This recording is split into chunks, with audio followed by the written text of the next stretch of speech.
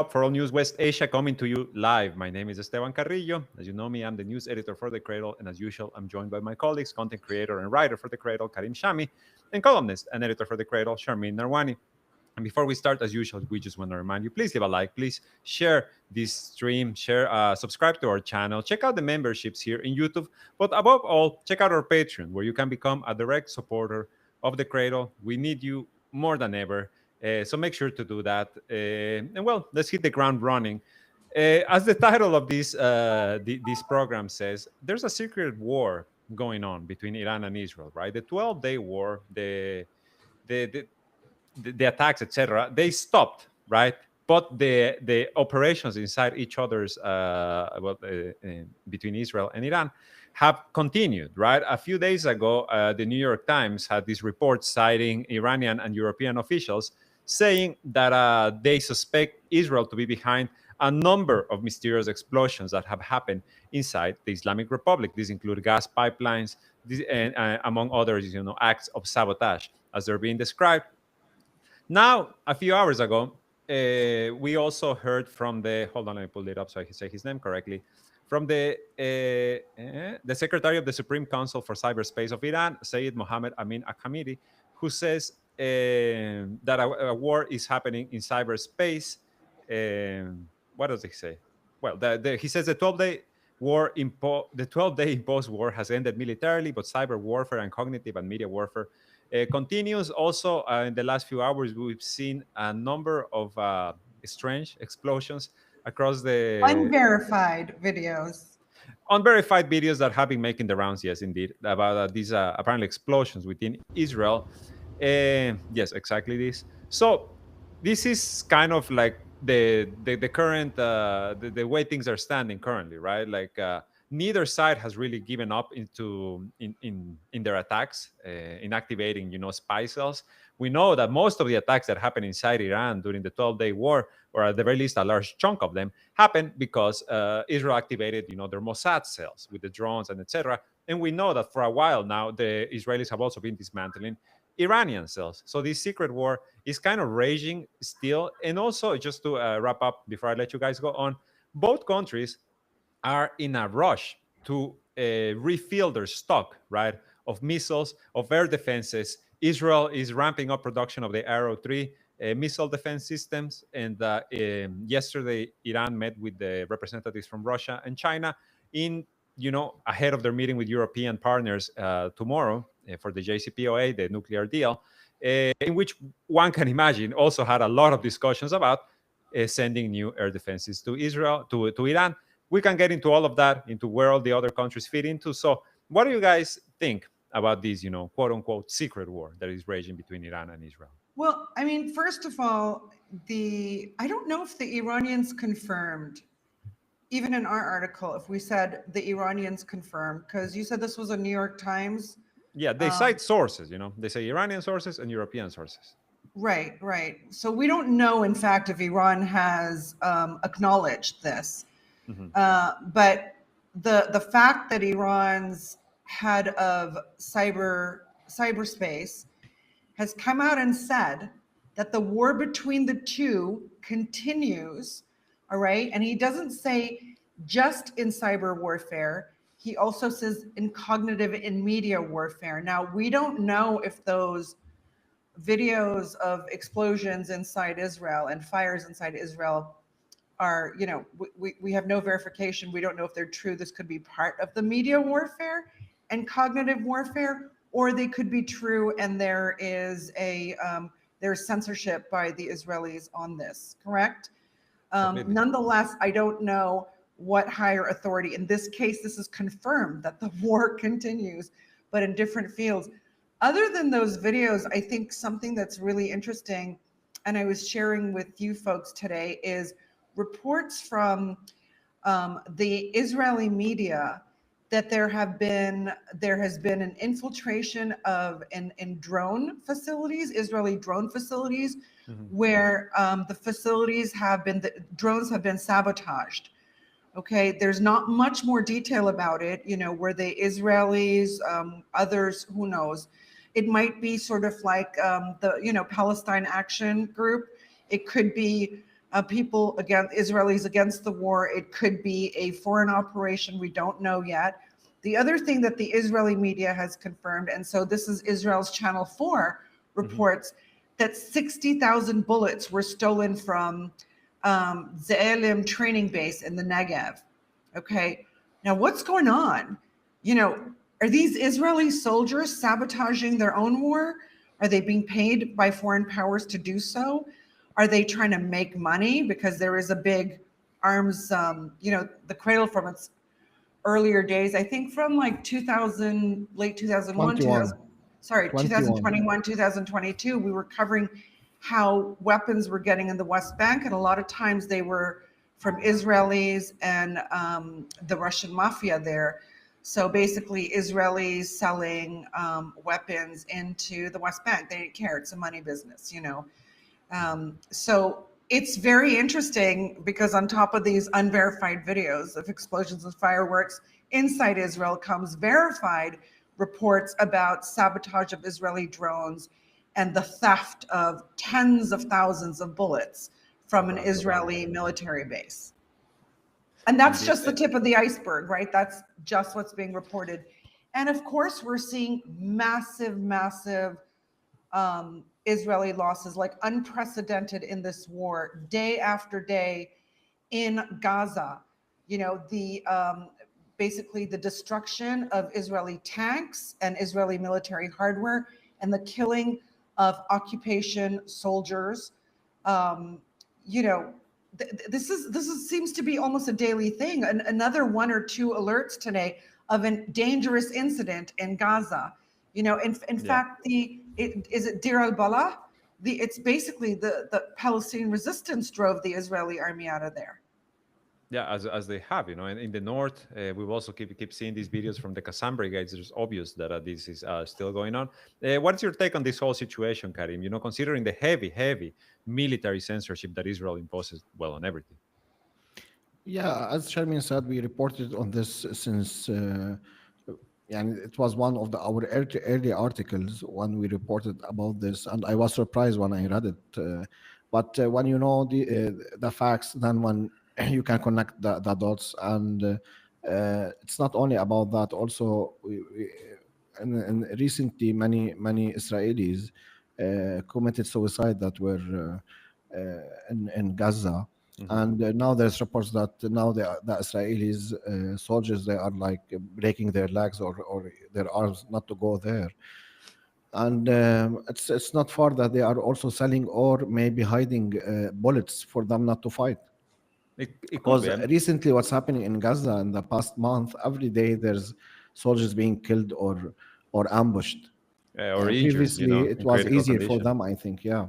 So that's one. And regarding the cyber warfare, it's not a new thing. Even since like 20 years, Israel is sabotaging the nuclear program of Iran, and both sides are trying to sabotage each other. Yani. What happened in the past war, the 12-day war, of course, escalated the tensions between the two countries, and maybe more operations are now being But driven from Iran to Israel, from Israel to Iran. let's Yes, not Sharmin. forget what happened on the eve of the 12-day war, why Israel attacked then. I mean, we've often cited that it's likely because the IAEA gave that, dumb board of governors ruling, right? Yes, That, they tried to backtrack on when people that blamed the IAEA for the war. I mean, that was Israel's pretext. But what happened in the days before Israel's attack was Iran's revelation that it had hacked and gained access to tens of hmm thousands of Israeli secret documents and dossiers on everything: defense, security, intelligence, even blackmail files that were being kept in the Prime Minister Benjamin Netanyahu's office to use against his opposition competitors in the Israeli government, also deep state guys. And based on pictures of Ehud Barak that had emerged, I think, the previous year, right, on social media. Also, I think attributed, but not confirmed, but attributed to maybe an Iranian hack. we suspected here at the Cradle that those tens of thousands of documents, I mean, basically Iran's cyber hack had been going on for a long time, because Ehud Barak's stuff could have been in Netanyahu's folder, and they had that in the early days. So this could have been going on for a long time until it was detected. Then Iran announced it, right? Once their operation had been detected, and Israel went to war because they don't want this stuff coming out of Iran. So when this guy, the head of cyberspace in Iran, the secretary of the Supreme Council of Cyberspace, talks not just about cyber warfare, let's imagine, in reference to the tens of thousands of Israeli hacked documents, but cognitive and media warfare, it could mean slowly starting to disseminate, distribute, to publish the information from these files, you know, or do things. So cognitive warfare, we've written about it. It is psychological warfare. It's to frighten the population of the enemies too, not like whisper campaigns or, you know, suggesting to them that they may not ever have a sense of security again, you know. And I think that's a pretty common sentiment right now in Israel, right? We've seen them like fleeing to Cyprus, fleeing to Portugal, fleeing anywhere really. They're trying to get out of Dodge. Now you're also seeing, you know, a few days ago there was this march in Tel Aviv of people carrying flour bags and the pictures of the children that have died of starvation in Gaza. A few weeks ago, you had the high school students, the recent graduates, burning their conscription orders for the Israeli army. Someone in the comments said a few days ago, and this is true, that where is it that there was like a 70-year-old woman who apparently tried to kill Netanyahu, was like plotting to bomb him or something. This has been reported. This is actually, you know, something that happened. She was arrested and then released, etc. So it's not just the feeling of insecurity; it's also this widespread feeling of discontent, because right now it's kind of impossible to be, you know, a decent person and stand on the side of Israel, and that like is across the world, right? And we can get into that in a moment. But I feel like maybe we should briefly discuss the meeting that happened yesterday between Russia, China, and Iran. Before we do that, Esteban Golden Sun, Karim, applause. Yes. Donated $5. Hello from Michigan. Really appreciate your work. 100% hitting the like button. Thank you. That's an ode to you, Esteban. But he also says it looks like your live stream messages are being throttled by YouTube. Karim, today you were going to change the settings on that. Did you make a mistake in the settings? No, I didn't make a mistake. It could be that they're throttling. It could be. No, I put a limit, to be honest, 40 seconds. Ah, But okay. did- Okay. I So it's removed not it. YouTube. I don't know if it was updated or if the updates applies before the show. Ah, okay. Okay. So we're not Next being time, throttled, this guys. will- Don't yeah, worry. And I already mentioned Golden Sun, and I put. Hey, so thank you very much for that. The first donation. Be like Golden Sun. Hit that like button. If you have any spare cash, send it our way. We can always use your support. So yesterday, Russia, China, and Iran meet in Tehran, right? Like representatives from the three. And this is essentially framed as a meeting ahead of the meeting with the Europeans, right? That is happening tomorrow, in which Sunday. Iran. I'm sorry? Sunday? I thought it was Sunday. I think it's tomorrow, actually, no? Because I saw something a few hours ago. Let me find it. In any case, it's a meeting that is happening, right? Because Iran, we have a feature that I think is not been published yet that talks about Iran's three options, right? Iran's three options in dealing with the U.S. threats, etc. And that the author of this, Iran is set to hold negotiations with the E3 tomorrow at 9:30 in Istanbul, Turkey, at their consulate. It's tomorrow, the meeting with the E3. In which, you know, they're going to discuss the snapback sanctions, the trigger mechanism, all of this stuff that the Europeans are threatening. So what does this feature say? You know, what are Iran's three options? What the author says is, well, the diplomatic route, which is what we're seeing right now, their withdrawal from the non-proliferation treaty, which is something that has been discussed among the political level, and more interestingly to me, the possible withdrawal of China and Russia from the Joint Comprehensive Plan of Action, also known as the Iran nuclear deal, which, you know, was abandoned in 2018 by Trump. I think this one, to me, would be the most effective. I mean, it's too bad it's been written about, because it would be just such a nice surprise out of nowhere, you know? So the author, Vali Khaliji, who is an academic in Iran, writes frequently for the Cradle on, you know, issues developing there that maybe we don't hear so much about. And he spoke to some experts, people who are obviously looking at this more closely. and they outlined some scenarios that were being lobbed around, whether they were being lobbed around by decision makers or just by sort of the media, sort of editorial staff of like newspapers and stuff is not clear. And one of them was exactly as you said. Well, what if Russia and China and Iran just exited the JCPOA? Is there such a thing like snapback? I mean, the JCPOA deal is then dead effectively. And so is any part of it legitimate, right? Like, can you snap back sanctions? The other thing is the snapback clause would be illegal under the existing circumstances because Iran basically abided by all the terms. It's the other countries, the Western countries, the Yes. E3 and the US that didn't. The US exited the deal. The E3 never fulfilled their obligations, which was economic relief, doing business again with Iran, goodwill gestures, etc., like zero zilch. And so I think Iran may make this case, may put off snapback by demanding, meaning the Russians and Chinese too, and the Security Council, right, permanent members, demanding a legal what is it, a legal look at what the E3 want to do.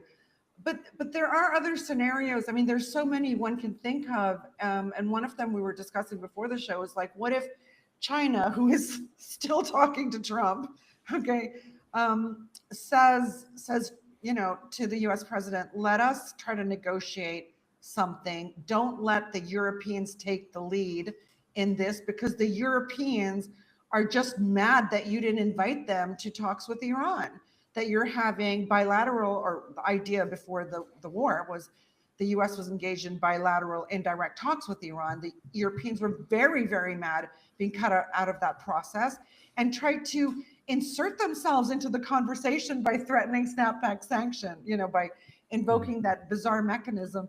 So, maybe the Chinese with, Russia in the background and Trump could, who doesn't care for the Europeans much, could just make a deal, right?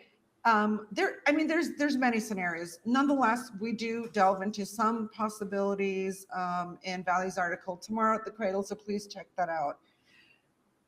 So yeah, this is what's happening. I don't know if Karim, you want to add anything about the possibility, right, of this united front that maybe the RIC trio, as Sharmeen likes to call them, would take against the offensive, right? This like mounting aggressiveness from the West. I hope so. يعني it's the time. يعني Israel bombed Iran, Russia is in war with Ukraine, and China wants Taiwan back, and there's build up in Southwest Asia. And just today, to be honest, I'm not an expert, but something broke up today between Cambodia and In Thailand. Thailand, and they are very Yesterday, near. They are very near to the Chinese border, and we don't know if this will spill. And there's tensions between the Philippines and China. So these, naturally, maybe in an alternative universe, these three countries should be allies, and they should protect each other. But Yeah. till now, I don't see that.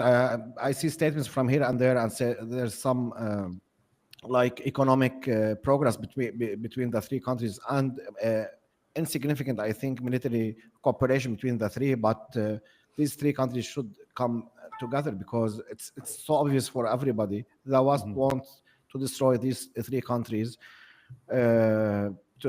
for the hegemony and for the dominance of the United States to persist in the world. To not be threatened, to not be threatened. Yeah, and then what about that bizarre news we were looking at today about this?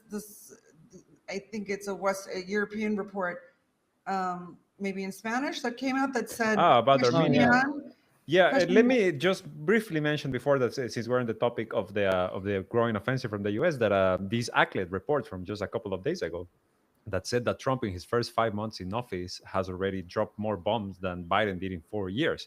So this is, the peacemaker. The peacemaker has left the building, as the thumbnail of this video says. And as far as this report between Armenia and hold on, because I had it open here. I just have many things open at the same time. It says that Armenia may be preparing to hand over control of the Zan Gazour corridor, which, loyal viewers may remember we went over a very in-depth, I think last week and also on Tuesday, and essentially give it over to the US to build what they're calling the Trump Bridge, and essentially cut off Iran from Armenia, from accessing to Armenia. Someone in the comments said, like, oh, well, it doesn't matter if the EU sanctions Iran because they don't do much deal. There's not much trade, but it's not really about what's happening now. It's about looking to the future, right? Because Iran wants to become that gateway to unite Eurasia, as you often highlight, Charmaine.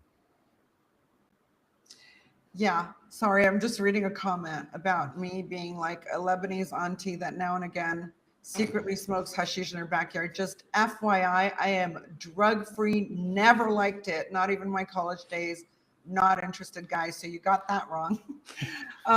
So look, we have been writing about Zan Gazour. I've been obsessed about Zan Gazour since the cradle started. I'm so glad it's come to the attention of so many, and really, really how important it was is really now manifesting in crazy, crazy news about Zan Gazour, right? The earlier report said Pashinyan, the Armenian president, had agreed with the U.S.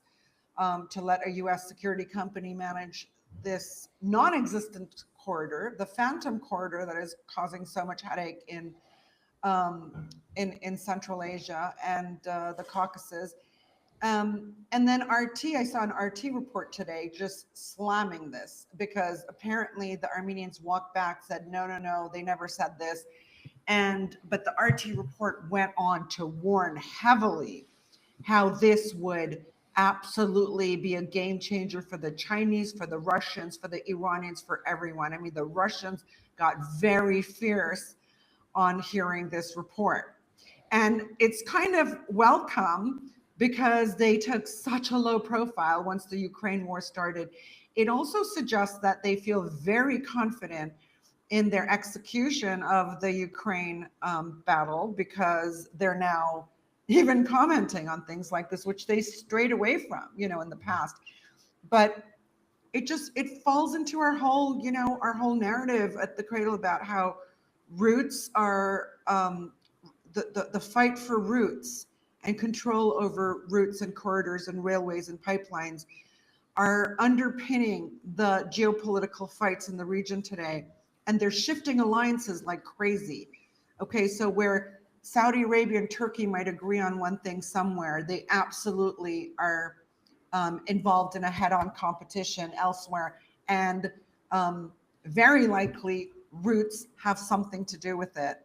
So yeah, it's it's the normal day at the cradle when we're discussing this stuff, but it's good that, for me at least, that Zan Gazour has come up front and center.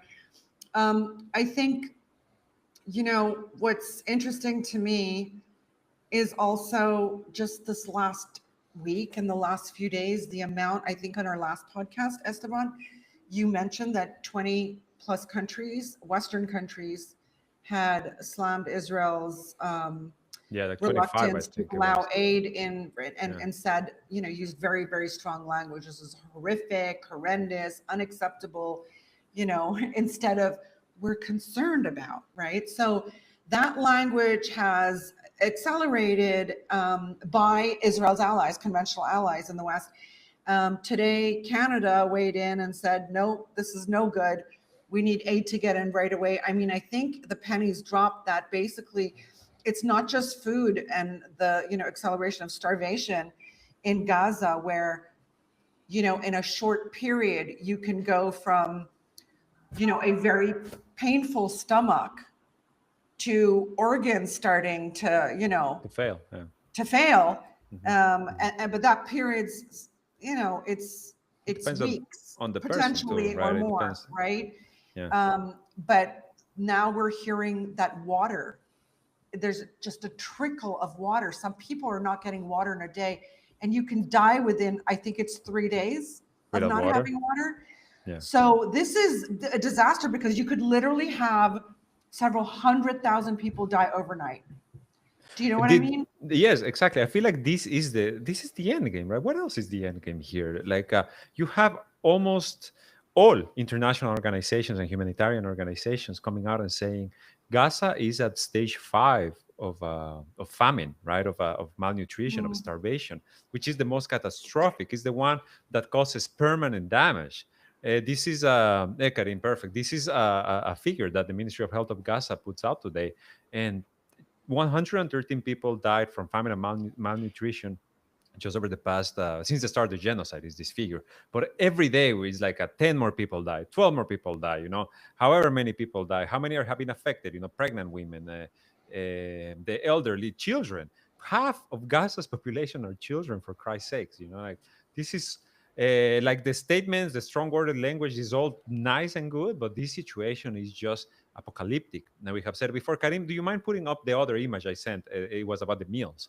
Because on Monday, the Gaza Humanitarian Foundation, these the Squid Game, the Hunger Games, is a much appropriate name for this, announced that they had delivered. Hold on, let me pull it up here because I want to have. Okay, perfect.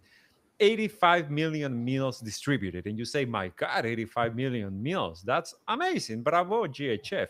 But then you pull out your calculator, and you realize that in the same period of time, which is 56 days since they've opened, and during which they've killed over 1,000 Palestinians there, they have distributed. They needed to distribute 353 million meals, right? So what kind of flex is this to come out and say, "Oh, we distributed 85 million meals," when during that period of time you needed to distribute 353 million, which reminds me so much of Biden's floating pier. Remember Biden's floating pier from last year, in which they claim we delivered, however many tens of thousands of tons of food to Gaza, and then you pull out the calculator and you calculate how much that actually means. And it was like about a day's worth of food for the entire population of Gaza. So now what the GHF is claiming, first of all, not enough at all, not even a third of what was needed, less than a third of what was needed for the population of Gaza. And also you need to consider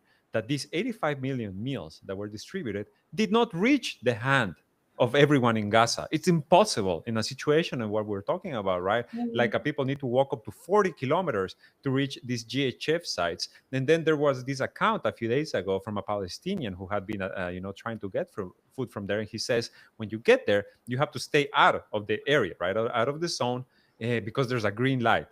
Again, Squid Game. There's a light that turns green, and then the speakers say you have 10 minutes to come in and grab between 300 and 400 meal kits that have been, just set there. And he's saying there's about 60 to 70,000 Palestinians who are waiting for these 300 or 400 meal kits that are being distributed. And then, of course, it's pandemonium. They only give them 10 minutes. Most of these aid packages are stolen by the gangs, right? By the ISIS-linked gangs being armed by the Israeli military. Mm. And then whatever is left is what these people have to contend with, right? I think it was yesterday or on Wednesday. Well, yesterday it was Wednesday that a Channel 12 reporter interviews a U.S. mercenary who had been working at GHF, and he says that he, in his entire time observing, right, this is like a military veteran, he has never seen the disregard for human life that you are seeing at the Gaza Humanitarian Foundation sites. And he describes,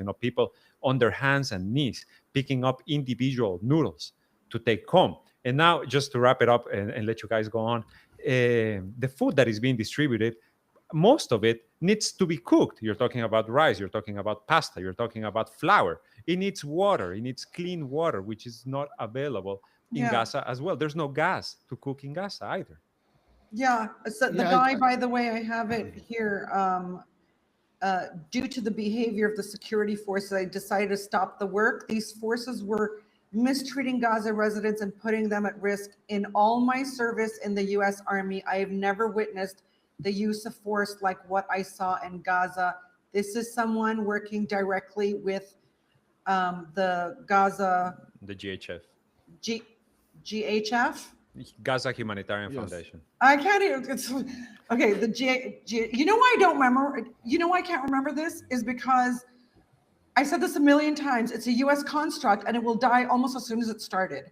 And that's what's going to happen now. I think today when the Canadians, or yesterday when the Canadians made that really strong statement about this is intolerable in Gaza, I think it was them who said, we do not want aid going through into Gaza with the GHF.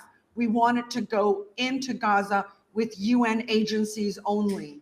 Okay, and this is huge. That's the end of the stupid US construct that had us even talking about it, like the peer, the aid peer. Again, stupid idea, out the door very quickly.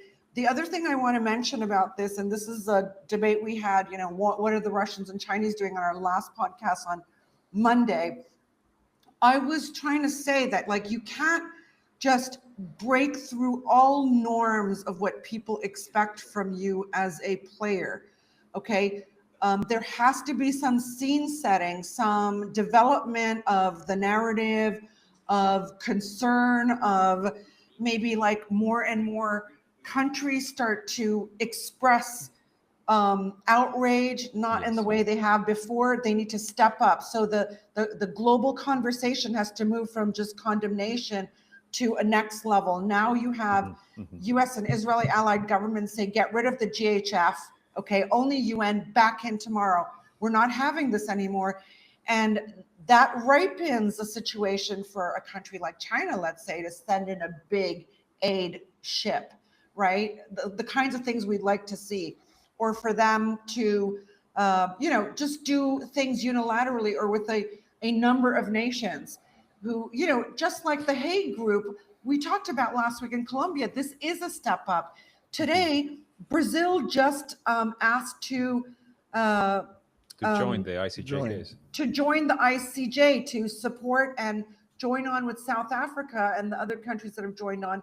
So this is a major BRICS player. This is a BRICS original state. This is one of the nodes of the multipolar order, now saying, okay, that's a second one, right? So you have South Africa, does that not pave the way for Russia and China too? And then we get to the next level. The thing is, the acceleration will be much, I think exponentially faster now, because the situation is becoming so severe.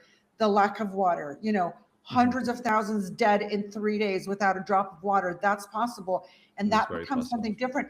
At the same time, I have to mention this. Egypt's Al-Azhar, okay, the religious center of Islam and Islamic learning and tradition and interpretation in all of Egypt and for much of the Sunni world. Al-Azhar is considered a moderate center. Al-Azhar briefly posted and within no time deleted a fiery global appeal against genocide in Gaza, accusing Israel of starving civilians and attacking shelters.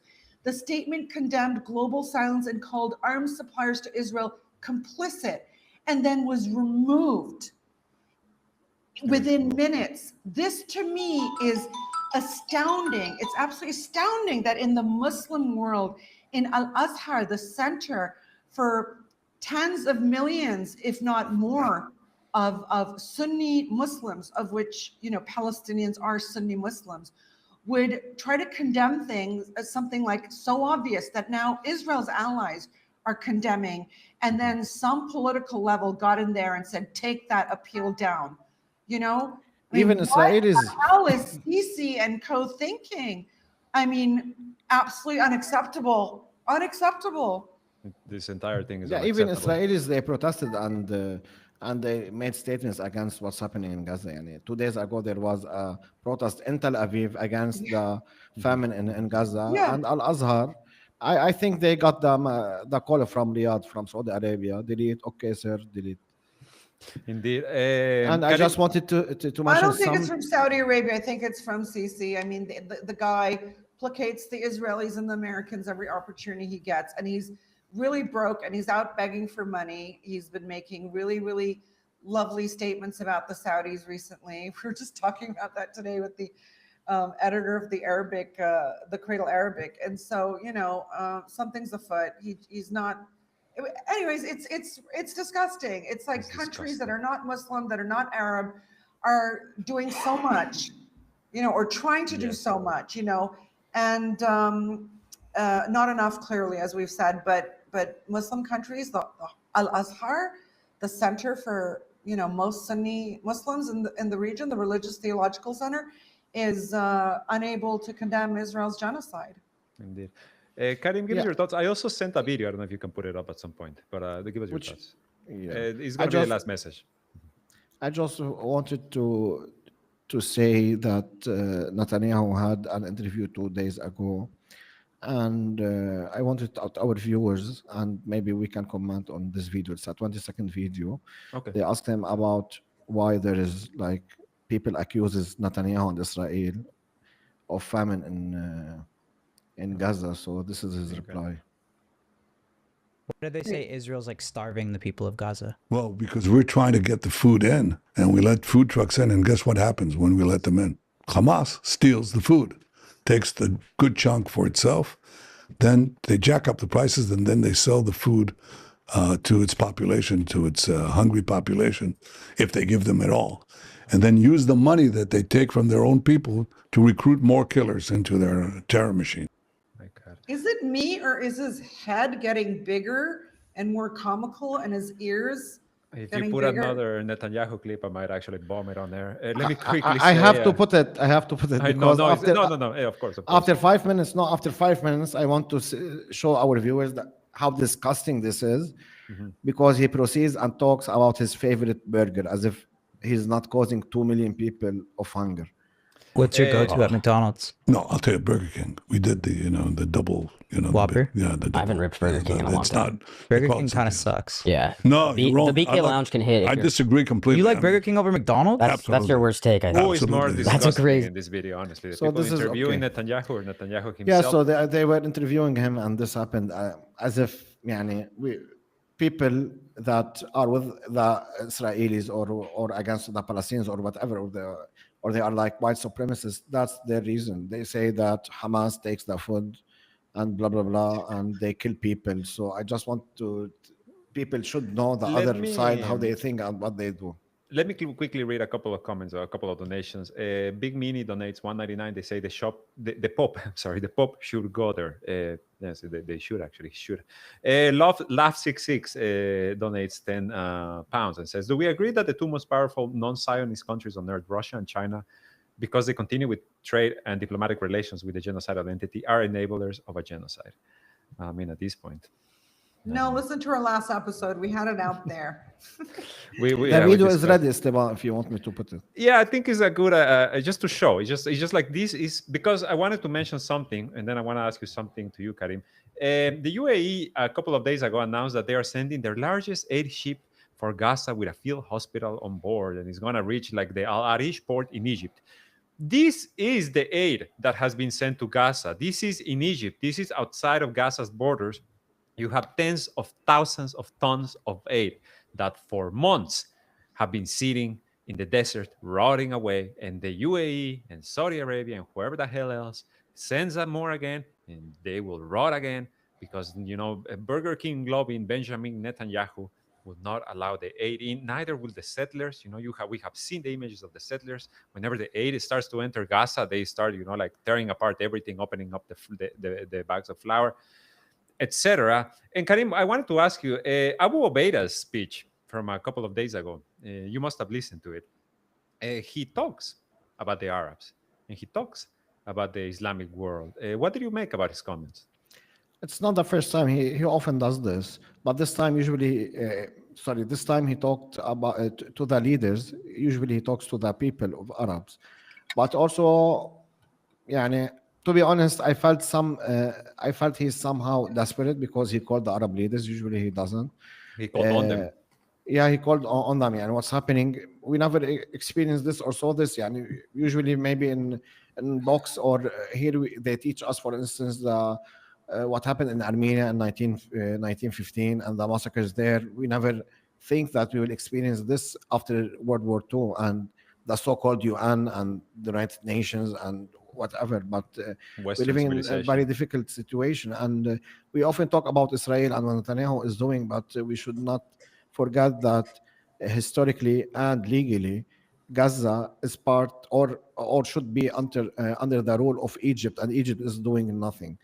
That's why also Abu Ubaidah specifically talked about the leaders of the nations, and that's why in the previous 2 and 3 days we saw many protests in the Arab world, and especially in Lebanon and different places, uh, protesting against Egypt and against Sisi, and even we saw Egyptians in foreign countries protesting against their own country, because Egypt has the power and it's legally and ethically responsible of Gaza, as Jordan is responsible for West Bank, and both they are doing nothing, and both they are helping directly or indirectly Israel in their genocide in Gaza and in its annexation of West Bank. Often people say, "Oh, they are weak; they can do nothing." No, Egypt is a very, very powerful country. They have resources. They have many things. They have An army. weapons, army, airplanes, but they don't want to. That's the meaning when we say that these leaders are appointed by Israel and the United States to protect Israel and the United States, and they are doing it better than anybody else in history. I think even at the Egyptian embassy in Lebanon, right? There were protests. Yeah. Yeah. Look, negotiations are ongoing with Hamas, right, about a ceasefire. I personally think that Hamas is in more of a driver's seat now than it has been, because again, you have Israel's allies railing against Israel's behavior.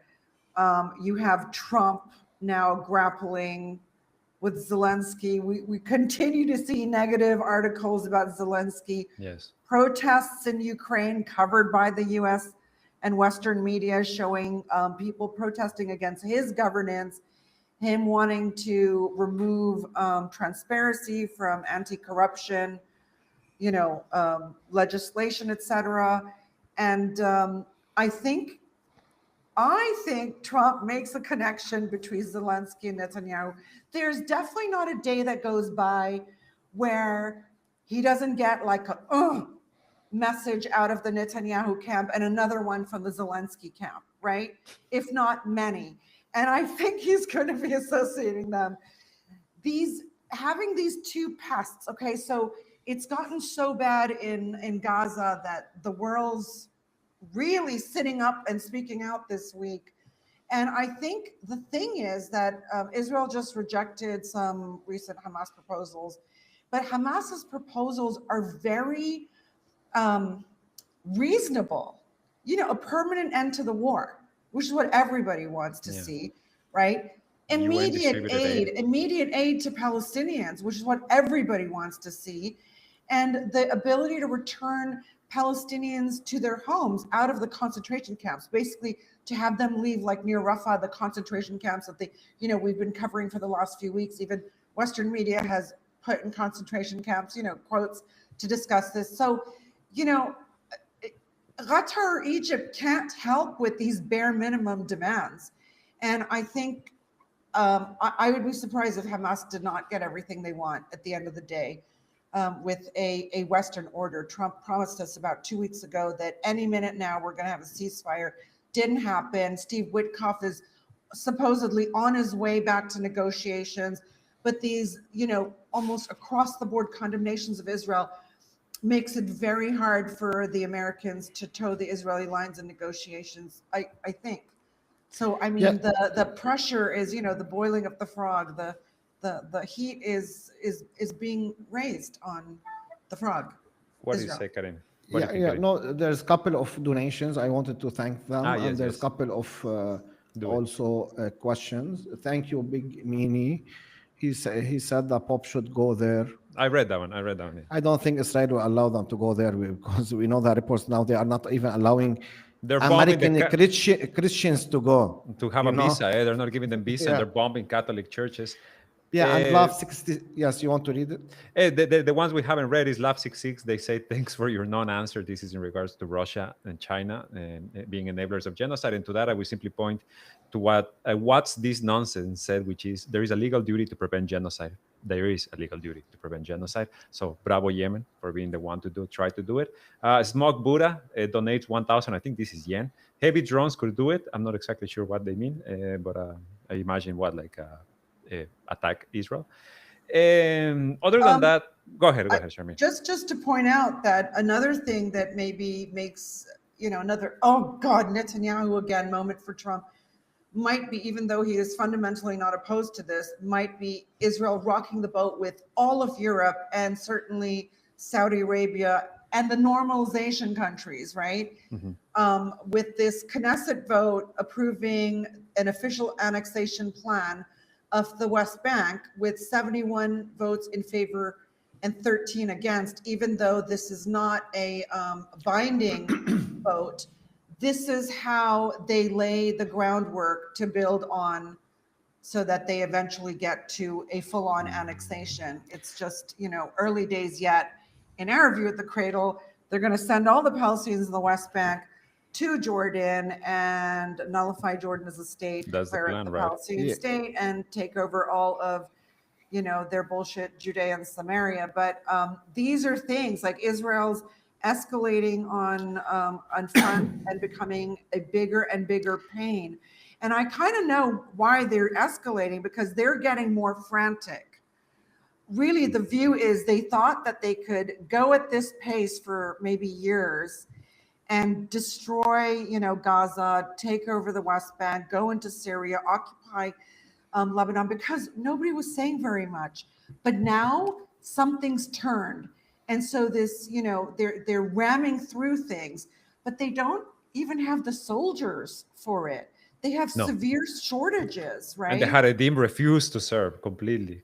Yeah, and they have Yeah, a shortage of ammunition. I mean, okay, they're getting their loads from the Americans every day, but that can always change, I think just the fact that we're seeing the army and, the fighting forces, the morale get a beating as their forces are in Gaza. This is changing a lot of people's considerations, for whether they want the war to continue. Israel, of course, has its eye on Iran. It has jacked up production of its Arrow interceptor missiles like crazy. We have some very interesting statistics.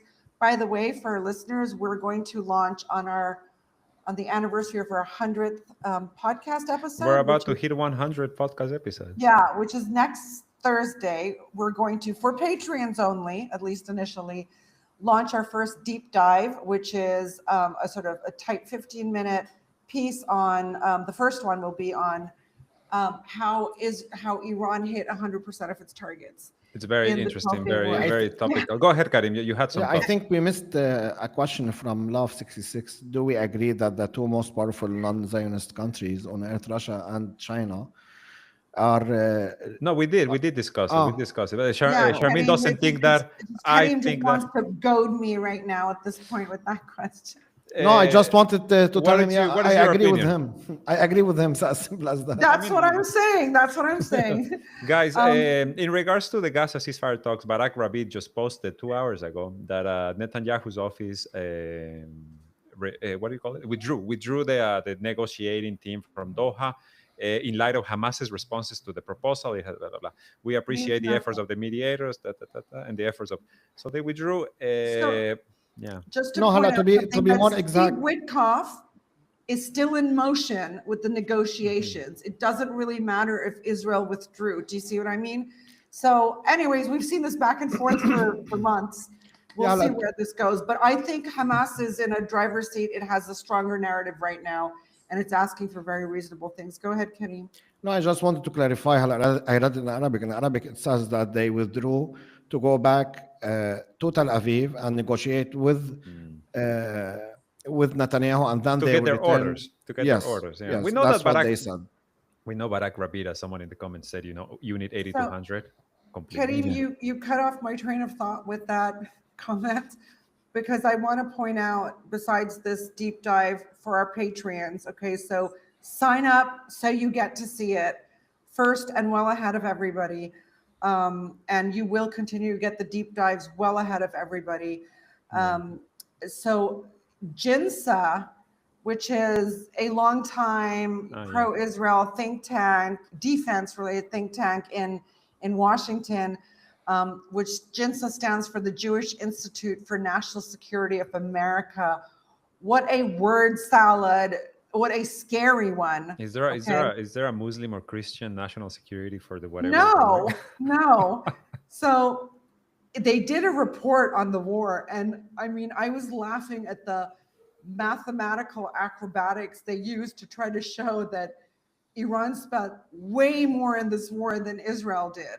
Okay, like it's insane. Like, you know, there's like a lot of fine print. If you're just zipping through it, you're not catching all the, you know, the cartwheels they're spinning to come up with these numbers. But they do, of course, you know, they always have to, these reports to be taken seriously, do, you know, give you a kernel of truth. And one of these that caught my attention was that the US THAAD system, which accounted for almost half of all interception of Iranian missiles.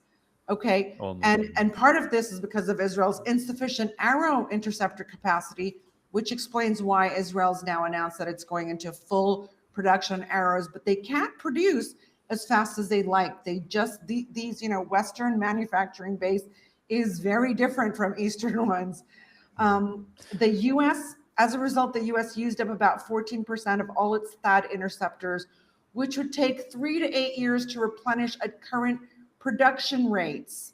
Okay. And so Ginsa concludes by saying Iran's large-scale missile campaign may have revealed vulnerabilities in Israel and US air defense systems, providing lessons that Iran or other US adversaries, meaning Russia or China, could exploit in the future. During the periods where THAAD represented over 60% of interceptors used, Iran increased its successful hit rate by 1 to 4%.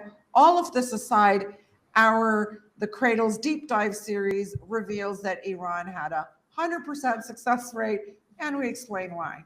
So join up for Patreon so you get to see that next week. In regards to these figures from Ginsa, which say, you know, like that most of the missiles were shot down by THAAD, I just want to go over a few numbers. And I know I sent this in the chat earlier and I gave you guys a bit of a headache. I'm going to try to make it as understandable as possible. If the United States used 39 THAAD batteries, right, to shut down the Iranian attacks, they, according to, you know, I asked AI to give me some numbers. They apparently still have 400 THAAD batteries, and Lockheed Martin can only produce between 12 to 18 interceptors per year, right? So if they have about 400 and they wasted 39 during the 12-day war, you know, they used up 39 during this war, that means that if a new war reignites and the United States, for some reason, decides to give Israel all of their THAAD batteries, the remaining ones, they would only be able to shoot down missiles for about 120 days. And then it's open hunting season. The arrow systems, as per the Ginsa report, also showed were not as effective as the THAAD. That basically means the most advanced U.S. anti-missile system cannot be used in any other war that the U.S. has. Has not Ukraine, zero. not China, nothing else. You would have to just be Israel. Karim, you've been wanting to say something. No, I just wanted to maybe you meant 400 missiles, not batteries. They have yes, the interceptors, interceptors, because they have maximum 10 batteries. The whole Western world. Yeah, because these are like such a complex system, you know. Yes, but they make it complicated so they can make more money. That's the difference. When Sharmin said there's a big difference between West manufacturing and Eastern manufacturing. They do things so complicated, so you will pay too much, and nobody can operate it except them. But in real war, that's what happened. Because that's the racket, right? That's the racket. That's like why Lockheed Martin or Boeing charge $50,000 for a toilet seat. In like a military plane. I just watched an Iranian interview, where they interviewed somebody in very senior in Iran's military establishment, and the question was, did we or why didn't we reverse engineer the Global Hawk, the US $200 million plus state-of-the-art stealth drone that Iran hit down with a single interceptor, a single missile, not a battery, a single one, okay? Karim and I got to see this at two different times at Iran's space, air and space and military expo. Both the broken up US Global Hawk, the actual thing, plus the missile that hit it, meaning not the actual missile, but what they look like. And what this guy was saying, like, no, we are reverse engineering it, okay? But here's what he says. He says, yeah, it took us about a year and a half in my memory, all right? It's about a year and a half to build a thing, a replica, but with our stuff. But he said, we didn't reverse engineer it. We just took the technology that would have benefited us. And he said, why didn't you reverse engineer this like state-of-the-art American stealth drone? He said, well, it's too expensive. Why would we do that? He said, basically, we take the best parts and then we merge it with our quick manufacturing, low cost way of doing things. So in effect, where the US has, I don't know what number, let's say they have 20 Global Hawks in operation or 50, Iran could have conceivably 1,000, right? This is the missile and military hardware math disparities that we're talking about. Completely. No, completely. Actually, I don't know, Karim, do you have anything else to add? Because I wanted to move on to a different topic. No, I don't think so. I agree with everything, Yani. The point is now as if that was their military, because first we have to know that since at least 30, 40 years, we have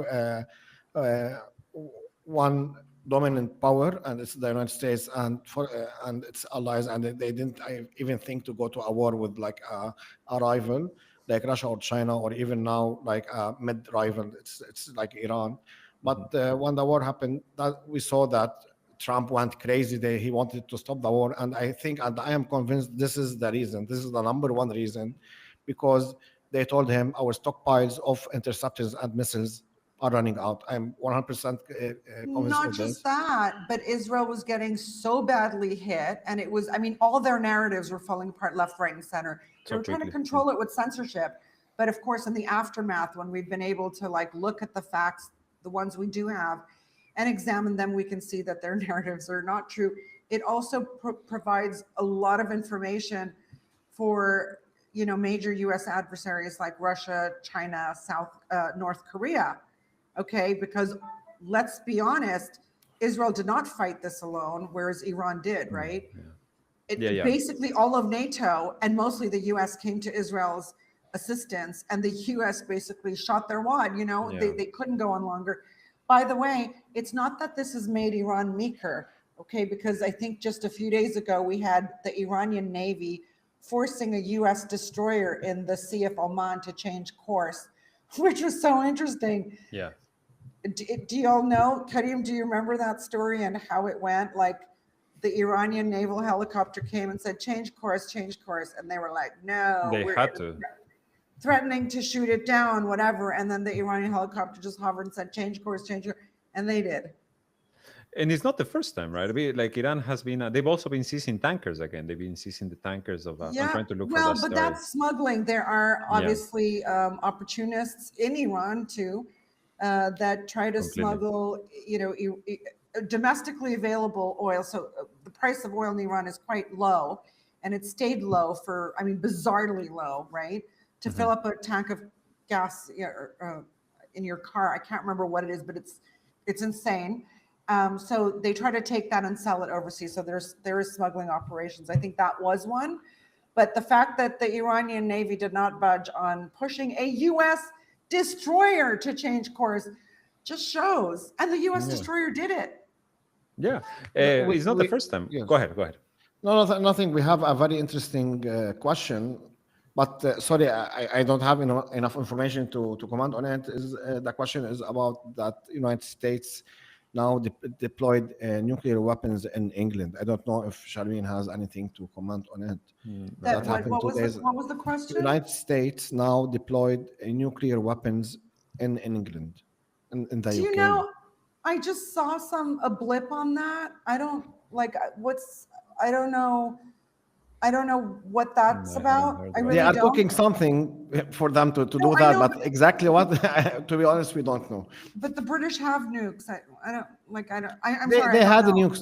It's a big difference. Having the technology is something, and producing it is something else. And launching the missile or a bomber to drop the nuclear weapon is also different. I think, yani, currently, United States and Russia, they have the capability.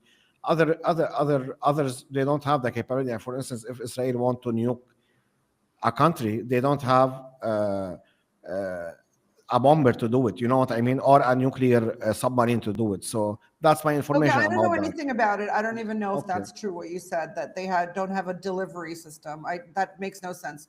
If you have nuclear weapons and you're one of 5 countries that has them, you have to have a delivery system. Otherwise, you don't have a nuke. Indeed. So Yeah, I don't I know agree that. with you, but I in the can't past, comment about it.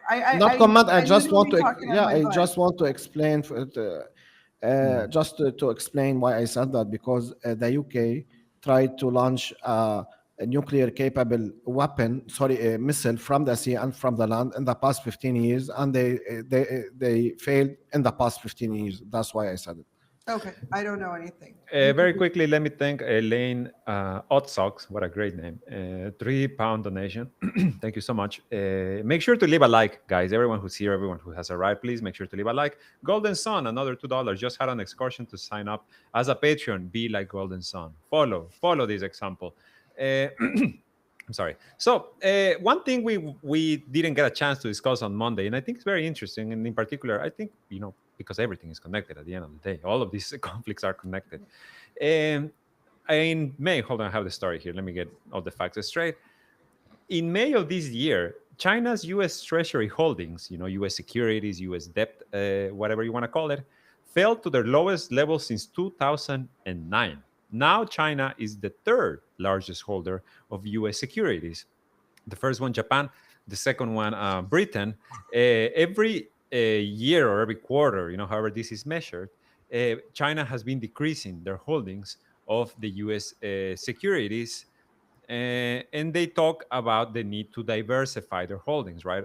China has been buying a lot of gold as well. I think many nations have been buying gold as well, because you have peacemaker Trump, right? Coming in with the tariffs, coming in with war, coming in with dropping more bombs than Biden did in 4 years. Trump did it in 5 months.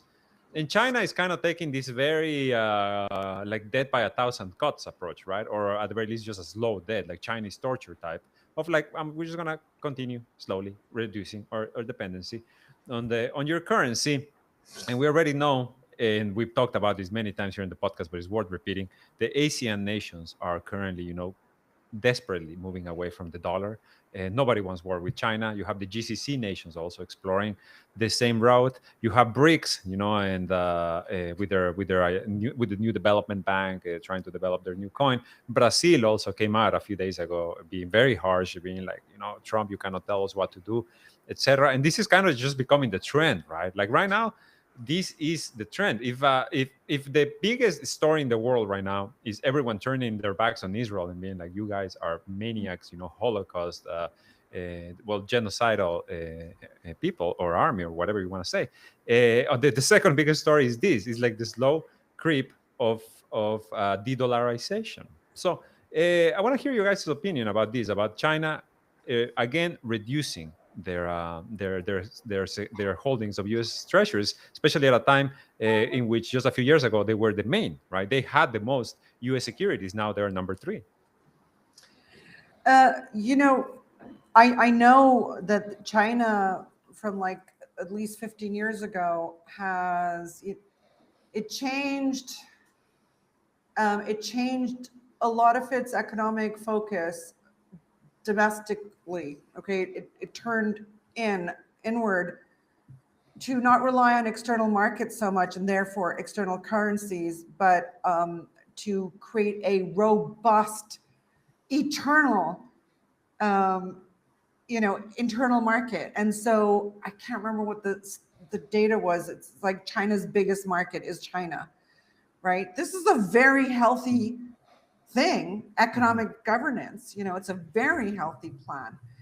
And I know from I think just 2 months ago or less than that even, a British-based Association of Global Central Banks report said that central bank holdings of the yuan globally have risen from 2% the year before to I think 14% this year. So the yuan is being used as a holding currency in central banks.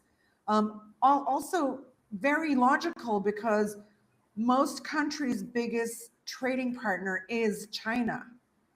So the yuan will always be useful for you, always be utilized, doesn't disappear. Okay. Indeed. And then Trump set off a whole bunch of things with the tariff war. One of the things is, I think, we're trying to get an article done by M.K. Bhadrakumar, who's written often for us on Indian Chinese rapprochement. Okay, there in a way, and he was telling me that it's kind of Trump who's triggered India to be open to getting into real dialogue with China. And I know India's foreign minister, I think, was the first one in many, many years to show up in China for a global summit there. And these are all important things, but also Japan is talking to the EU directly about free trade, because Japan has been so irked by Trump's tariffs, because Trump slapped tariffs on everybody, not just US foes, but US friends. Okay. And countries like Japan, geographies like Europe, don't understand why they would be punished, right? Trump's idea, and we've talked about this on the Cradle, of thinking that slapping tariffs on foreign goods coming into the US, thereby driving up the prices of foreign goods for US consumers only, okay, not globally, just for US consumers, will therefore trigger Americans to create or invest in manufacturing, which just isn't going to happen. Everything is so expensive in the US right now. Medicine, homes, everything. Like, to start a manufacturing base, you'll never be competitive. And the know-how doesn't exist, But anyway, education doesn't exist. Yeah, the fact that China's making these moves, you think maybe China is, one of the, is guiding this movement globally too. It is, but it's also reacting to US moves, just like now Japan is reacting to US moves, just like now India is. You will increasingly see countries like South Korea, countries in the US sphere of influence, are now reacting. They also, and I read this report, so I think Condoleezza Rice said at some discussion about how the things that are changing fundamentally in the US deep state, US economic, financial sector, security sectors, et cetera, under Trump, she says, are not going to go back after Trump when there's another administration. These things are fundamentally being reset because there's a need to reset them. The Trump way isn't necessarily the right way, but nothing, says Condoleezza Rice, will go back to as it was after Trump's presidency. So everybody globally is seeing this well ahead of Americans, whose news is heavily censored, and is understanding that they're going to have to participate in more multilateral fora. That includes Japan with Europe. Why does the US have to be the intermediary for everything happening on the Atlanticist side? Now Europe is carving out its own niche. Europe may jack up trade with China and other places because it hasn't been able to get certain things from the Russians, for instance, but it can through the Indians, because the Indians are siphoning off Russian gas and reselling it, like the Saudis are doing EU, it, right back to Europe at higher prices than if the Europeans had bought it from Russia directly. So fundamental finance sector changes happening that, according to Condoleezza Rice, will never go back. I think so as well. I want to mention a couple of things about the Chinese model as opposed to the US model, because there was a report this week that I found very interesting. But first of all, in the past few decades, China, in their economic policy, lifted more than 800 million people out of poverty. This is an insane number. You're talking nearly a billion Never people been lifted done out of before. poverty. Exactly. The first time in the history of humankind that this is achieved, and it was done by the Chinese government. Another thing that the Chinese government has done, and this leads me into the report I want to mention, is they have significantly expanded their reforesting efforts, right? And they have regrown more than 70 million hectares of forest cover in China, which again is such an absurd figure. You know, they are right now the leading nation in the reforestation efforts, right? And why do I bring this up? And solar energy. And We've solar seen energy. like vast And- farms of solar panels in China, Exactly. never been seen before on Earth. And they are also currently the leading. I don't know if it's suppliers. I don't think it's the right word, but they are leading the new energies, right? Like lithium, etc. All of those. While the US is like completely has doubled down on fossil fuels. Why do I bring up the reforesting thing? Because a few hours ago I saw this report by well, I don't remember the name, but I sent it in our chat, that says that the rising budget of the Pentagon, which is about to hit $1 trillion for a $50,000 toilet covers, is about to surpass the carbon emissions of Ethiopia, Kuwait, Qatar, and Venezuela. They are about to be emitting 178 megatons of CO2 into the atmosphere, just the Pentagon, just not the US country, the Pentagon, just the Pentagon in everything, in all of its wars, in all of its production, in the industrial construction of weapons, etc., etc. Because the US military budget is like the combined budget of, I think, Russia, China, and whoever is number 4. It's just the US budget for weapons.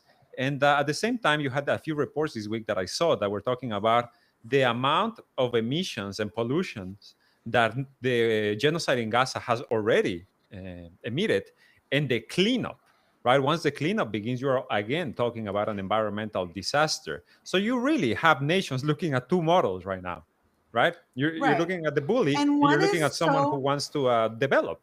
And one is so much more appealing. It comes with genuine help, right? Collaboration, respect, partnership instead of subjugation, excuse me, orders, bullying, military threats, etc.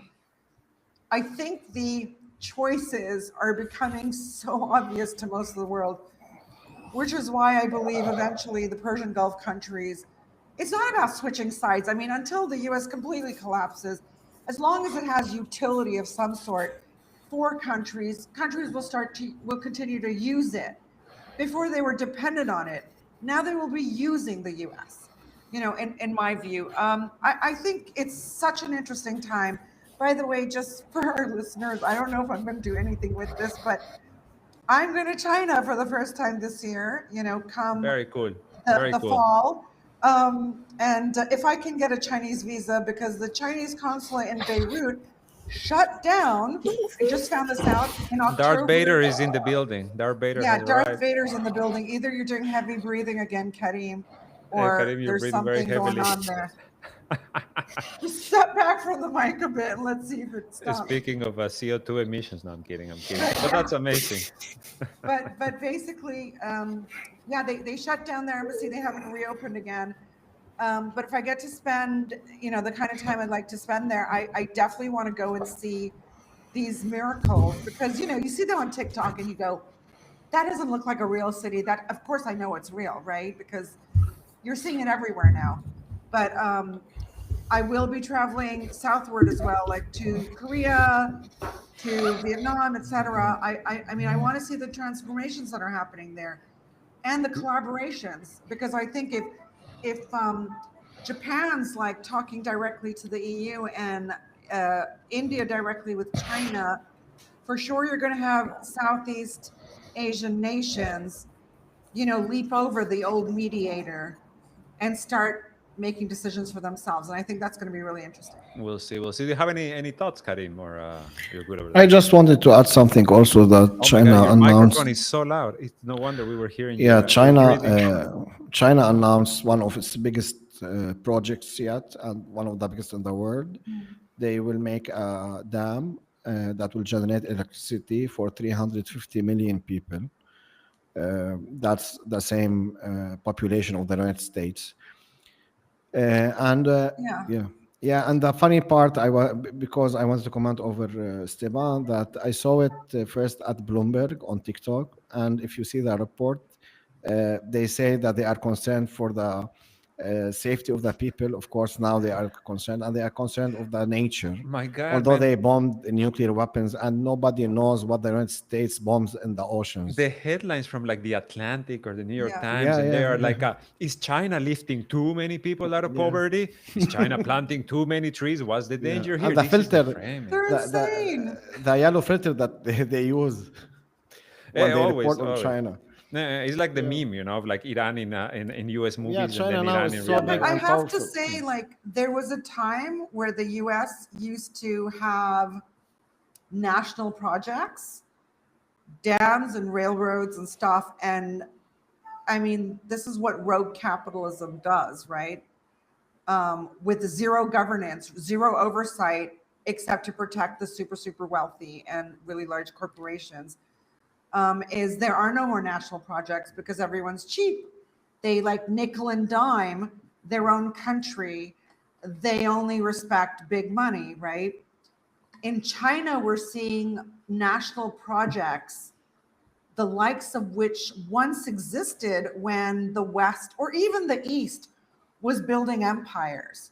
Now I'm not saying that China's building an empire, because most of its national projects are directly benefiting its citizenry. It's not so much outside the country, right? They're doing infrastructure projects, but for trade, which equally benefit the country in which railways and pipelines are being built through. Indeed. These kind of national projects are thinking of climate change. They're thinking about the use of energy. They're thinking about what's harmful for people, what's in their drinking water, how to better make healthier foods for their populations. The fact that a number of the multipolar powers have banned GMO products, for instance, again, what benefits our citizenry?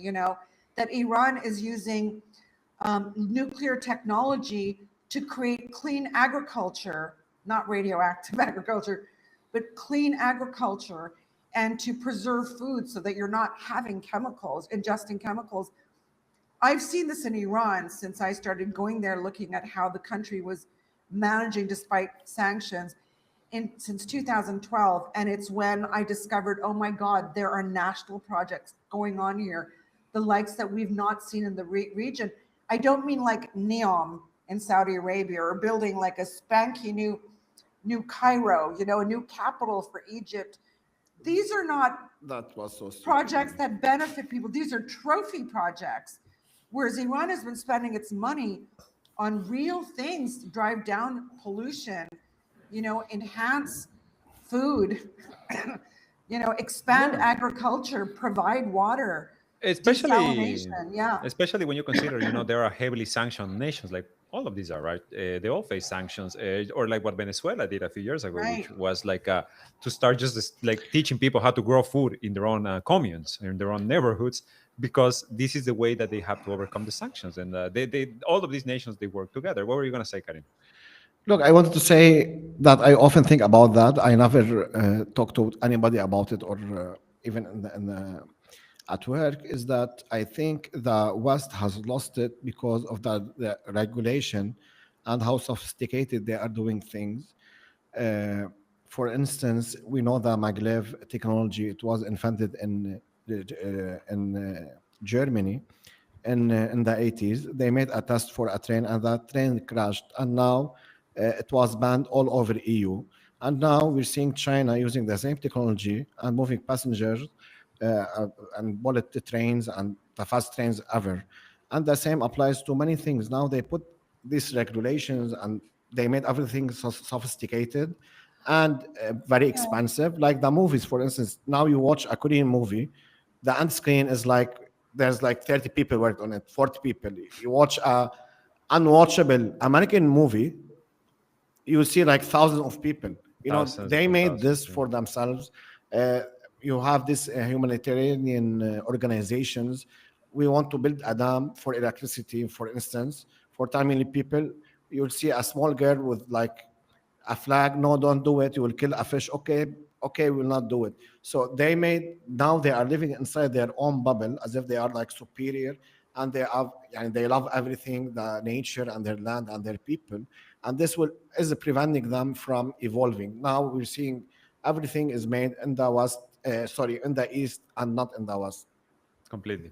Yeah, I Completely. think efficiency has a lot to do with it. Efficiency and good governance. You have to have leaders that have projects, that actually, corporations do this all Even the if you time. if they have I want to reach projects. X with my population. You plan it. In fact, the Communist Party is responsible for all this planning, right? It's And not then about that also. The point, Charmin, what is happening, for instance, we saw what happened in Fukushima. No, Yeah. it happened in Japan. So now Japan banned the new projects of nuclear Yeah. energy, and Germany not only banned it, the existing nuclear plants, they shut it down. Although Yeah. everybody knows that the cleanest and cheapest way to make energy is the nuclear. That's what is preventing. They are preventing themselves of evolving, and now we're seeing China. But I'm saying They are it's a doing, yes. governance problem. Like in Iran, if something didn't work, but it's part of the goal, an objective of creating like cleaner air or providing, um, more produce from a crop, an agricultural crop, they keep going until they find a solution. Yeah. This is what I'm saying. It's good governance matched with efficiency, so people who can make decisions, not politicians who are constantly running for election in 2-year election cycles, and wanting to award large ticket projects to people in their constituencies rather than the best person for the job at the lowest cost. Or So it's governance, and whether it's a corporation you're governing or a country, the basics are the same. You have to consider efficiency and cost. Anyways, we're probably boring there's people. I just want to say very quickly, there's also accountability. There's also accountability. Like China is like, I think, the only country in the world that you see every so often like a billionaire be sent to prison, even sentenced to death for corruption. That's insane. Bravo, Yeah, and China, the for that. American press rails against this. It's like more Americans want their own billionaires in prison, but the American media rails against China or In that Russia case, doing it, yeah. even for corruption. Indeed. Please leave your like. Please leave your like. If you're here right now, just go ahead, hit that thumbs up button, subscribe to our channel, and share this subscription. Tell everyone, tell your family, tell your friends. The cradle is on. We want to thank you all so much for joining us today. Again, remind you to check out our Patreon and where you can become a direct supporter of the cradle, and be on the lookout for next week or 100 episode. We'll be commemorating it by releasing, as Charmin pointed out, the first of our series of deep dives into multiple topics. So be on the lookout for that. For the Cradle News Roundup, I want to thank you all for joining us. My name is Esteban Carrillo, and I have been joined by Karim Shami and Charmin Narwan.